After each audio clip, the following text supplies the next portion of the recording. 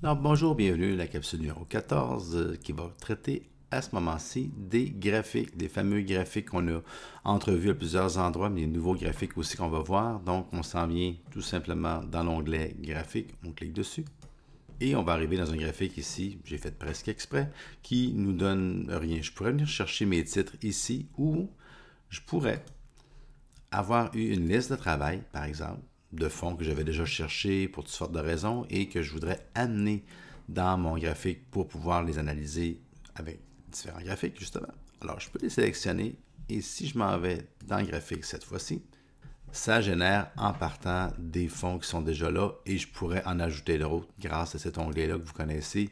Je clique, je choisis l'univers et je peux venir ajouter toutes sortes d'éléments là-dessus. Et je vais aller tout de suite voir ceux qui sont curieux à savoir les portefeuilles. Alors, c'est ici que je peux venir ajouter, exemple, le portefeuille de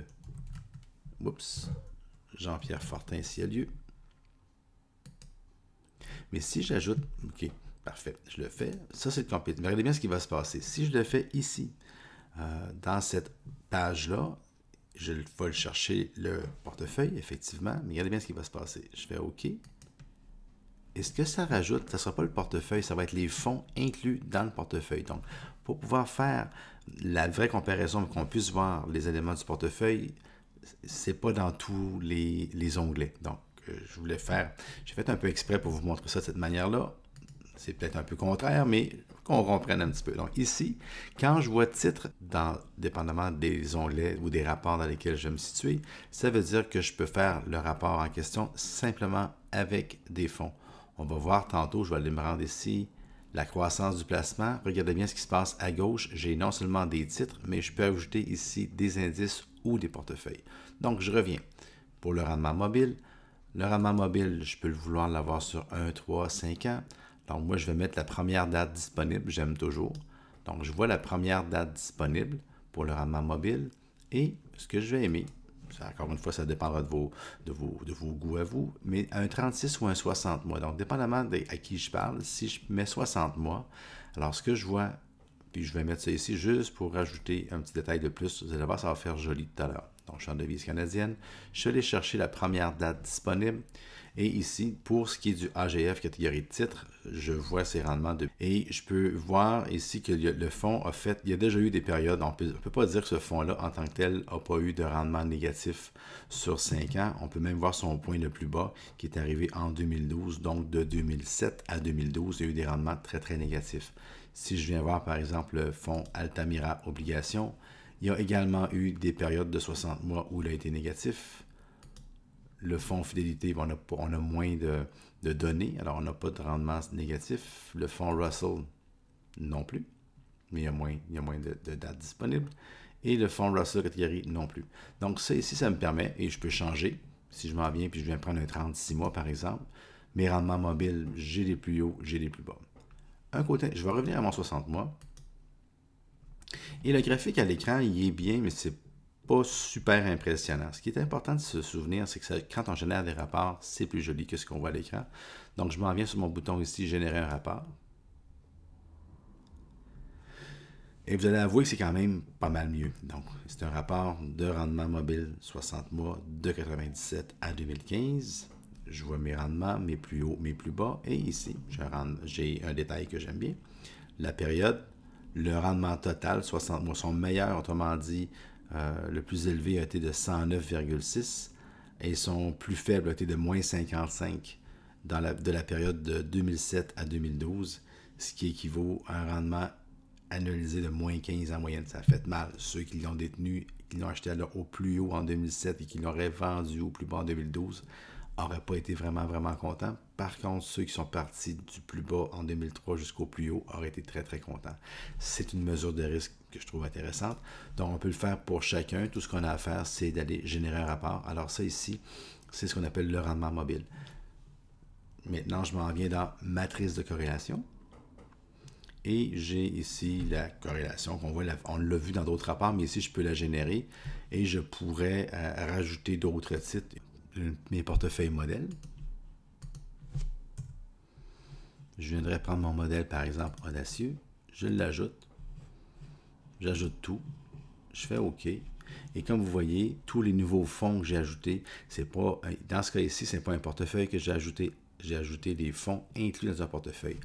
Donc, si vous aviez un client qui était à 2, 3, 4 endroits différents, qui aurait 2, 3, 4 portefeuilles différents, mais qui avait peut-être 10, 15 ou 20 fonds à l'extérieur, c'est une façon intéressante de lui présenter ces différents fonds qu'il a, à savoir est-ce qu'ils sont très corrélés ou pas corrélés. Dans ce cas ici, c'est pas si mal. Le bleu foncé, c'est ce qu'on veut éviter. Alors, quand on a un bleu foncé à 1, comme ici, j'ai un rendement, pas un rendement, mais une corrélation parfaitement positive, le 5 et le 7.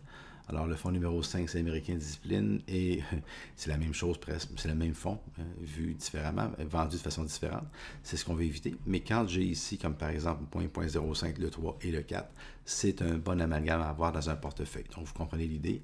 Alors, au lieu d'être juste victime des matrices de corrélation qu'on peut avoir dans les modélisateurs de portefeuille, ici, je peux créer ma propre matrice. Et encore une fois, je vous montre le rapport en PDF, qui est plus joli. Vous êtes déjà habitué à ça, vous créez ce rapport-là en tant que tel. Vous n'êtes pas obligé d'aller dans le modélisateur, vous pouvez vous le faire vous-même, vous mettre vos fonds dans l'ordre que vous voulez, et ça fait un bon travail.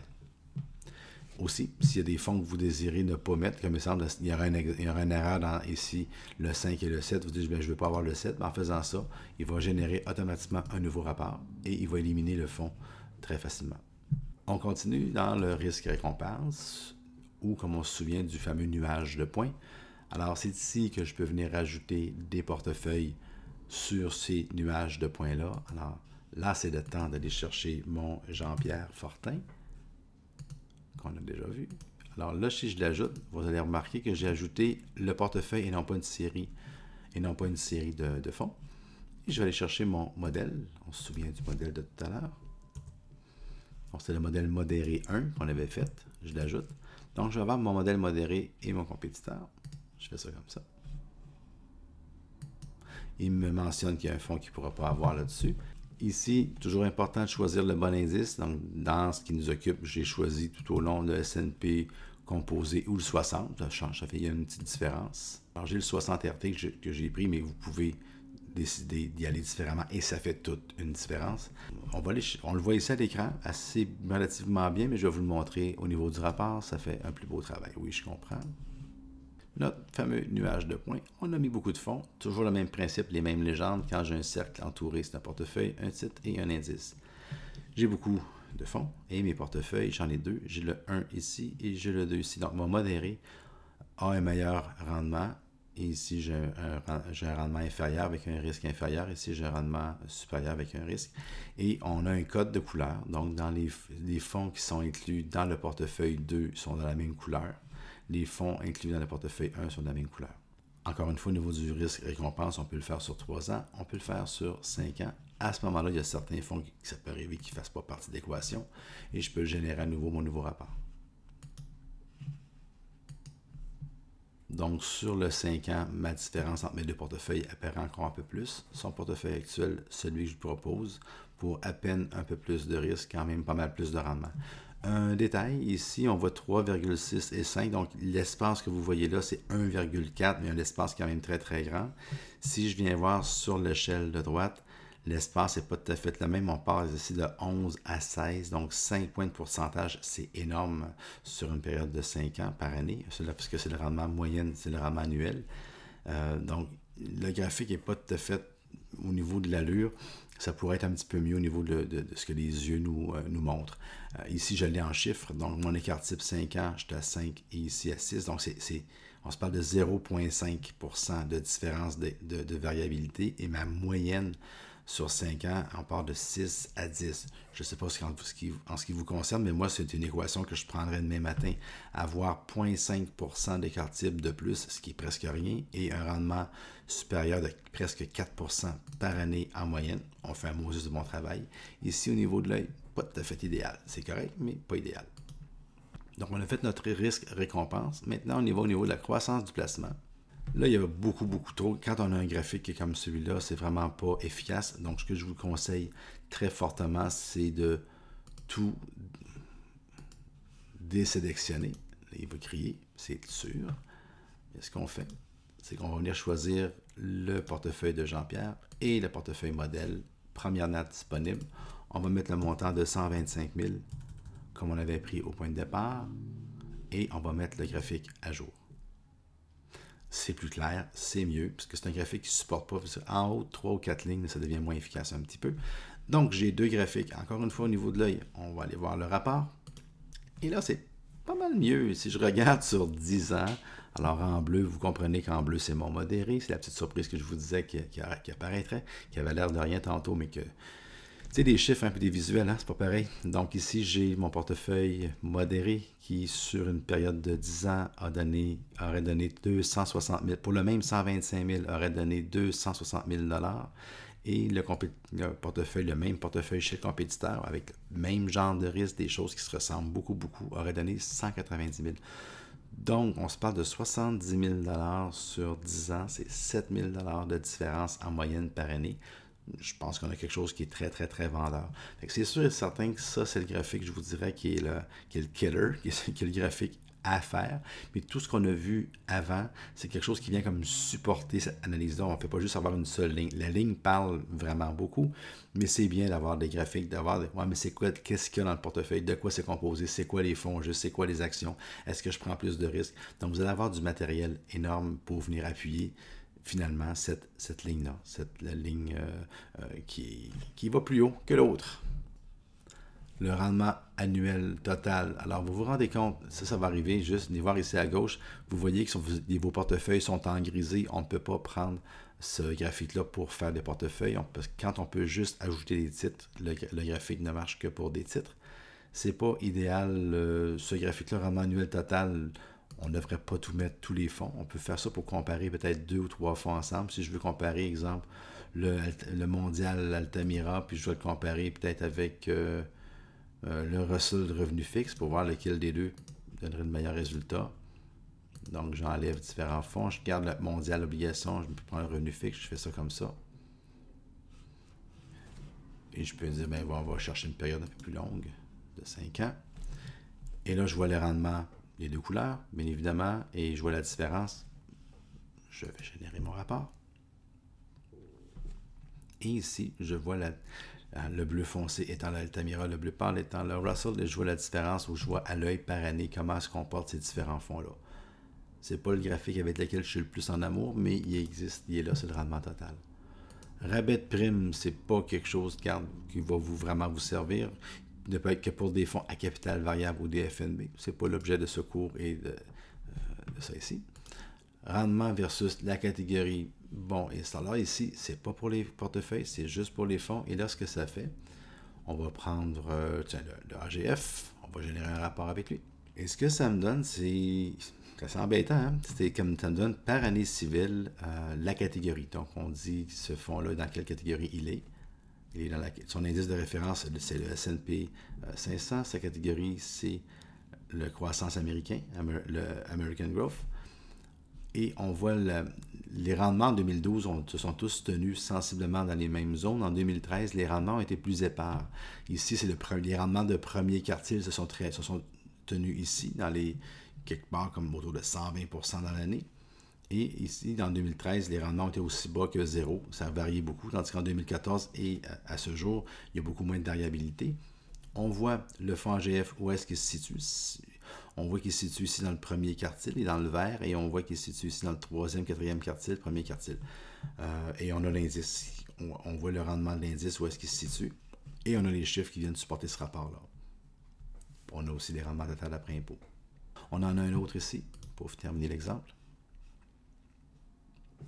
Le même principe, donc le fonds à gauche, on voit que c'est un fonds qui se tient ici dans le quatrième quartile, troisième quartile, deuxième quartile, presque premier quartile, donc une amélioration, c'est au moins ça. OK? C'est pas le meilleur vendeur, celui-là. Et finalement, la zone d'appartenance, on se souvient.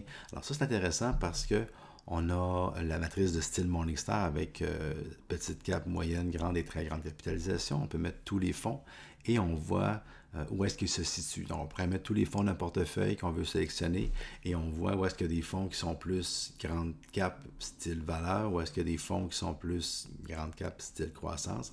Comme dans ce que je vois ici, il y a 1, 2, 3, 4, 5, 6, il y a 6 fonds, excusez-moi. Ils sont tous dans les grandes et très grandes capes. Par contre, ce qui est bien, c'est qu'on a quand même une certaine variante à savoir entre le style plus valeur et le style plus croissance. C'est ce qu'on veut avoir. Ces deux-là ici sont semblables. Par contre, lui est plus... Les capitalisations sont moyennes, sont grandes, et lui sont très grandes. Donc, on peut dire que les fonds qui sont affichés à l'écran, c'est quand même intéressant, leur diversification. Je génère le rapport. Dans le rapport, on a mis les zones d'appartenance. La zone d'appartenance, c'est 75% des actions du fonds vont se tenir là-dedans. Fait qu'on voit ce qu'on appelle le overlap. On voit qu'il y a quand même des compagnies dans les fonds qui vont se retrouver un dans l'autre. Mais on a quand même une assez bonne distinction. Le graphique peut être mêlant un peu. Les 9 carrés sont ici et autour, c'est juste qu'on est en valeur ici, comme celui-là. On est en valeur beaucoup plus stricte et ici, on est en croissance beaucoup plus stricte. Ces deux fonds-là, le fond très orangé ici et le fond très strict ici, c'est deux fonds qui se complètent très bien parce qu'ils sont très loin l'un de l'autre dans ce qu'ils détiennent. J'ai la liste des fonds, leur style avec la matrice et les principaux secteurs qui les contiennent. Donc, c'est intéressant comme rapport, celui-là, quand on veut aller creuser plus loin et surtout quand on a un amalgame de différents fonds, voir un peu la dynamique qu'il y a entre eux. Donc, on va le chercher par la zone d'appartenance. Le dernier, qui est relativement surprenant et différent comme rapport, c'est le rendement excédentaire cumulé. Ici, il faut faire attention, là, je suis avec le AGF croissance américaine, puis je le compare au TSX. Donc, si je veux être correct dans mes comparaisons, je devrais aller chercher le S&P 500, ici. Et c'est pas tout à fait pareil. Alors, je suis content de l'impact. On peut voir ici que, parce qu'on voyait que le AGF croissance américaine avait un rendement excédentaire extraordinaire, mais on le comparait à l'indice canadien, ce qui n'est pas une bonne idée. Donc, ici, si on parle du AGF croissance américaine, il faut voir. Et malheureusement, c'est exactement le contraire. C'est-à-dire que, vous vous souvenez, je vous ai parlé plusieurs fois du plus, moins, plus, moins, plus, moins. Alors, on a le rendement trimestriel excédentaire ou non. Donc, on peut voir qu'en 2010, il y a eu des trimestres où le fonds AGF a fait mieux que l'indice. En 2011, ça a été mal. 2012, le premier trimestre, ça a bien commencé. Après ça, trimestre après trimestre après trimestre, il a fait moins bien que l'indice, a fait mieux, a fait moins. Mais le résultat, c'est l'excédentaire. Je l'ai mis sur 5 ans. Je vais essayer sur 10 ans. Et sur 10 ans, c'est un peu catastrophique. Si je génère le rapport, pour vous donner en même temps l'idée de qu'est-ce que ça a de l'air. Alors, si on veut détruire un compétiteur, disons, c'est pas quelque chose que je présenterais si je voulais vendre ce fonds-là, mais si on veut détruire un compétiteur, disons que c'est quelque chose à présenter, c'est qu'on demande toujours à un fonds de faire aussi bien, sinon mieux que l'indice. Dans ce cas-ci, on peut voir que le fonds n'a vraiment pas livré la marchandise avec une perte de valeur par rapport à l'indice de 35% cumulatif sur les derniers 10 ans. On voit le rendement ici, trimestre par trimestre, pour nous prouver la chose. Alors, c'est quelque chose. Je vais essayer de voir s'il y aurait quelqu'un, quelque part, qui aurait fait mieux. Je vais prendre mon fidélité, catégorie actions américaines. J'ai pas beaucoup d'actions américaines. Il y a peu d'historique, celui-là. Je m'en viens ici. J'ai plus d'historique. Pas plus facile pour fidélité américain discipline. On a le même genre. Donc, on peut se rendre compte que pour les fonds américains, c'est pas facile de battre l'indice. Vraiment pas. Je n'ai pas d'autres exemples, mais vous pourrez vous amuser, aller voir ici des fonds, soit les vôtres que vous recommandez ou les fonds de la compétition, et voir par rapport à l'indice comment ça se comporte au niveau de l'amélioration. N'oubliez pas de choisir le bon. Alors, c'était le tour que je voulais qu'on fasse de graphique. Alors, on peut voir qu'il y a beaucoup de choses de cachées dans cette simple icône-là. La différence avec PaulTrack, c'est qu'avant, on avait tous les graphiques différents qui étaient là à l'écran, tandis qu'ici, il faut aller dans le graphique et on peut aller amener les différents titres ou aller les chercher une fois qu'on est rendu dedans.